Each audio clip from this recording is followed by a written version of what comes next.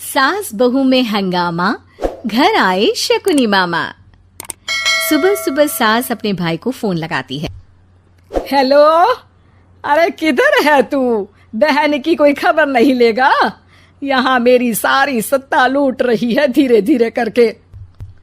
अरे क्या हुआ दीदी, सुबह सुबह ये रुदाली क्यों शुरू कर दी? ऐसा क्या पहाड़ा टूटा है?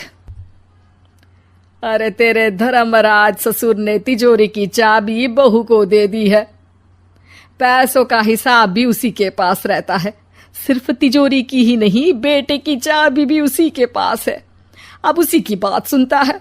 अरे जल्दी से आ जाना, वरना तेरी बहन कंगाल हो जाएगी भाई। अरे बहन श्री, रहो टेंशन फ्री। आ रहा हूँ मैं, तेरी बहू का पासा पलटने। अगले ही दिन मामा घर में आ टपकते हैं। अरे मामा जी, पाए लागू। बहू, पाँव छूके पैरों के नीचे की जमीन खींचना तो कोई तुमसे सीखे। हाँ, क्या मतलब मामा जी? अरे तुमने अपनी सास के पाँव छुए और पूरे घर की सत्ता हड़प ली। साले हैं? साहब, साले साहब कब आया आप? आ तो 40 साल पहले गया था। तुम्हारा दिमाग कुछ ज्यादा ही चलता है और जुबान भी। खैर, तुम्हारी बहन पे गए हो ना इसीलिए। जीजाजी, आप काफी मजाकिया हो गए। वैसे बहू ने घर की सत्ता हड़पी नहीं है, उसको दी गई है। वो गुणी है, समझदार है और उत्साही भी है। एक किताब भी लिख दीजिए ना अपनी बहू की तारीफ में जीजाजी। तभी सास वहां आ जाती है। अरे भाई, मेरे भाई आ गया तू। आजा आजा आजा, तेरे लिए पकवान बनाए हैं मैंने। हाँ हाँ साले साहब, खाइए। आपके घर में तो मिलते नहीं होंगे पकवान। क्या मतलब? मतलब आपके घर में आपकी बहन थोड़ी ना रहती है, उनके हाथ के पकवान थोड़ी ना मिलते होंगे, यही कह रहे थे ना ससुर जी? हाँ बहू, यही कह रहा था मैं। सास अपने भाई को अंदर ले जाती है और कहती है, ये हलवा खा के कुछ जलवा दिखा दे भाई। लूडो? अरे हाँ हाँ, लूडो भी खेल लेना। पहले बहू के हाथ से सत्ता लेने की कोई तरकीब ढूंढो। लूडो खेलेंगे, जो जीतेगा सत्ता उसकी। अरे पर मुझे तो खेलना ही नहीं आता। तू बस चाल चलना, पासे तो मैं फेंकूंगा और मेरे हाथ से फेंका गया पासा मेरी मर्जी के खिलाफ नहीं आता। अरे लेकिन तेरे जीजाजी रहेंगे तो ये काम कैसे होगा? हर रविवार जीजाजी शाम को अपने दोस्तों के साथ बैठने जाते हैं। वहाँ उनकी महफिल जमेगी और यहाँ बहू के महफिल उजड़ जाएगी। अरे एक नंबर का खमीना है तू। जैसी दुनिया वैसे हम बहना। रविवार की रात सास, बहू, बेटा और सास का भाई एक साथ बैठे हुए होते हैं। अरे थोड़ा मनोरंजन हो जाए तो मजा आ जाए। हाँ हाँ, लूडो खेलते हैं। अरे वाह, बहुत अच्छा आइडिया है। हाँ हाँ, हम 4 लोग हैं, आराम से खेल सकते हैं। लूडो एक ऐसा खेल है जो खेलने से ज्यादा देखने में मजा आता है। तो भांजे, तुम और हम बस देखेंगे। यानी सास और बहू में होगा मुकाबला। आ जाओ, देखते हैं किसमें कितना है दम। खेल होता है शुरू। पहली बाजी बहू जीत जाती है। क्यों सासू माँ, कैसी रही? अरे एक ही खेल जीती है, इतना घमंड ना कर। खेली तो तुम बहुत अच्छा हो बहू, लेकिन ऐसे फीके फीके खेलने में मजा नहीं आ रहा। कुछ दांव पे ना लगे तो क्या मतलब? ठीक है, आप जो कहेंगे मैं दांव पर लगा दूंगी। वादा करो, खेल छोड़ के भागना मत। अरे हाँ मामा जी, पक्की बात। क्योंकि मेरी बहना कच्ची खिलाड़ी है, तो उसकी तरफ से पास से मैं फेंकूंगा। बुढ़ापे में तो वैसे भी हाथ कांप रहे हैं, पास ही क्या फेंकेंगी सासू माँ। बहू को पता नहीं था कि मामा के फेंके पासे हमेशा सही बैठते हैं। वो बस पहली बाजी जीत के खुद को चैंपियन समझ रही थी। अगर मैं हार गई तो बहू को अपने पुराने गहने दे दूंगी, और अगर बहू हार गई तो तिजोरी की चाबी और घर के पैसों के हिसाब की जिम्मेदारी वापस मेरे हाथ में दे देगी। हाँ हाँ, मंजूर है मुझे। अरे रुको तो, थोड़ा सोच समझ के। अरे सोच लिया और समझ भी लिया। दूसरी बाजी शुरू होती है। मामा के फेंके एक भी पासे उनकी मर्जी के खिलाफ नहीं जाते। बहू को पसीना आ जाता है, पर सास को टक्कर नहीं दे पाती। आखिरी गोटी के घर में जाने के लिए सास को 1 नंबर चाहिए, जबकि बहू एक बार भी घर में नहीं पहुंची है। अरे क्यों बहू, अब कैसी रही? ये गोटी अंदर जाएगी और तिजोरी की चाबी बाहर आएगी। मैंने बोला था तुमसे कि मामा से पंगा मत लो। मुझे क्या पता था कि ये मामा नहीं, मामा शकुनी है। मामा पासा फेंकता है और सास जीत जाती है और घर की सत्ता वापस सास के हाथ में आ जाती है। बहू रोने लगती है। इतने में ही वहां ससुर जी आ जाते हैं। अरे रो क्यों रही हो बहू? क्योंकि मामा ने मुझे मामू बना दिया। देखना तो कौन आया है। देखती हूँ मम्मी जी। प्रिया दरवाजा खोलती है तो सामने पड़ोस वाली विमला आंटी खड़ी होती है। नमस्ते आंटी जी, कैसी हैं आप? मैं तो बिल्कुल ठीक हूँ बेटा, पर तेरी सास को क्या हुआ है? आजकल कहीं दिखती ही नहीं है। जब देखो तब टीवी के आगे जमी रहती है। अंदर तो आइए आंटी। अरे ओ दीपक की अम्मा, कहाँ हो? अरे विमला, आओ आओ, क्या बात है, बड़े दिन बाद याद आई तुम्हें मेरी। मैं तो हमेशा ही तुम्हें याद करती हूँ, पर तुम ही गायब रहती हो और आजकल तो बाहर भी नहीं आती जाती। तबीयत तो ठीक है ना तुम्हारी? अरे तबीयत को क्या होना है, इस उम्र में तो कुछ ना कुछ लगा ही रहता है।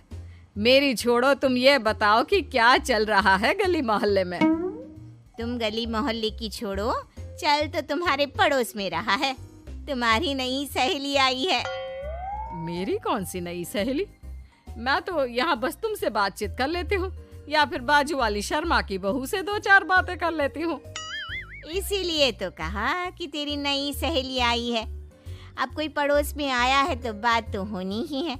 कम से कम इसी बहाने हमारा भी एक ग्रुप बन जाएगा। फिर सब मिलकर अपनी बहुओं की शिकायतें किया करेंगे। दोनों हंसने लगते हैं। तभी प्रिया चाय लेकर आती है और सामने टेबल पर रख देती है। दोनों चाय पीती हैं और बातें करते हैं। चलो मैं चलती हूँ, अब कल मिलते हैं। राम राम। अगले दिन प्रिया किचन में कुछ काम कर रही होती है और सुमन आराम से सोफे पर बैठकर मटर छिल रही होती है। तभी डोरबेल बजती है। प्रिया दरवाजा खोलती है तो सामने उनकी नई पड़ोसन खड़ी होती है। जी आप कौन? मैंने पहचाना नहीं। नमस्ते बेटा, मैं शारदा, आपके बगल वाले घर में अभी 2-4 दिन पहले ही शिफ्ट हुए हैं। ओह अच्छा अच्छा अच्छा, नमस्ते आंटी, अंदर आइए ना आप। देखिए तो मम्मी जी आज कौन आया है। इतना कहकर प्रिया किचन में चाय बनाने चली जाती है। नई पड़ोसन को घर पे देखकर सुमन थोड़ा हैरान हो जाती है। नमस्ते बहन जी, मैं शारदा, आपकी नई पड़ोसन। अच्छा अच्छा, आप हैं हमारी नई पड़ोसन। आइए आइए, और बताइए कैसी हैं आप? जी बिल्कुल ठीक हूँ। वो दरअसल घर पर छोटी सी पूजा रखवाई थी, बस उसी का प्रसाद देने चली आई। सोचा इसी बहाने नए पड़ोसियों से भी मुलाकात हो जाएगी। ये तो बहुत अच्छा सोचा आपने। सुमन प्रिया को आवाज लगाती है। अरे ओ बहू, जरा चाय पानी का तो आके पूछ लो। ये आजकल की बहुएं भी ना, जब तक बोलो नहीं तब तक कुछ नहीं करेंगी। आई मम्मी जी। प्रिया चाय लेकर आती है। दोनों बैठकर चाय पीती हैं और खूब सारी बातें करती हैं।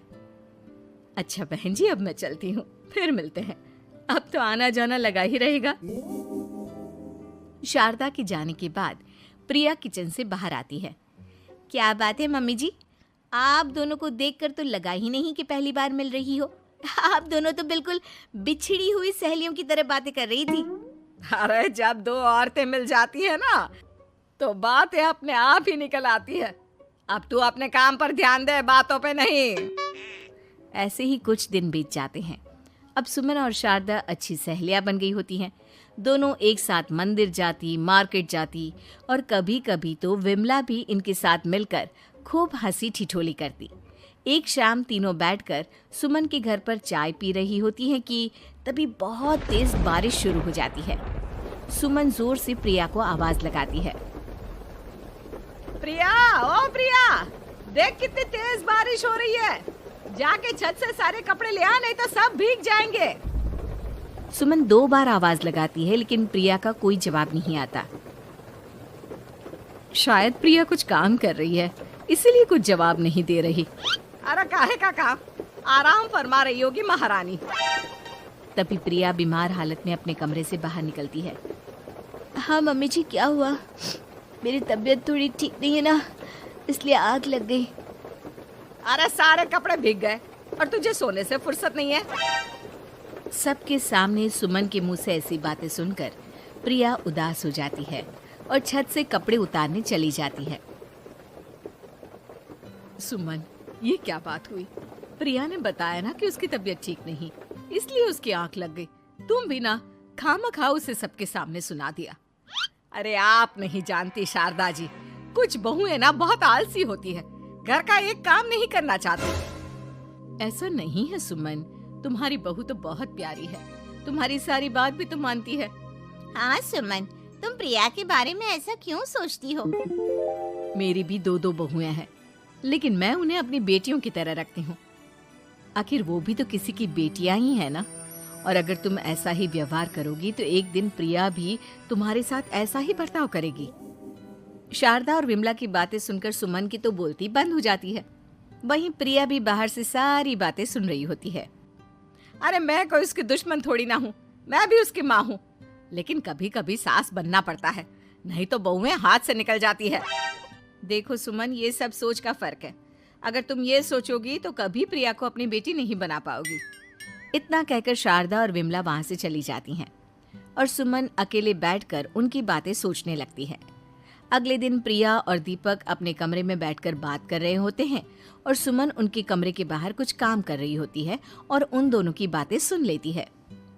दीपक, तुम्हें पता है हमारे पड़ोस में जो शारदा आंटी है ना, बहुत अच्छी हैं। अच्छा, ऐसा क्या हो गया जो तुम्हें वो इतनी अच्छी लगने लग गई? कुछ खास नहीं, बस कल जब मम्मी जी मुझे सबके सामने सुना रही थी तो शारदा आंटी ने मेरा साथ दिया। मैं तो सच में हैरान ही रह गई थी जब उन्होंने मम्मी जी को मुझसे ऐसा बर्ताव करने के लिए मना किया। अच्छा, फिर क्या हुआ? होना क्या था, शारदा आंटी तो मम्मी जी को समझा ही रही थी कि बहू को भी बेटी की तरह ही रखना चाहिए, लेकिन मम्मी जी तो मम्मी जी है ना, उन्हें तो मुझ में हमेशा कमी ही दिखती है।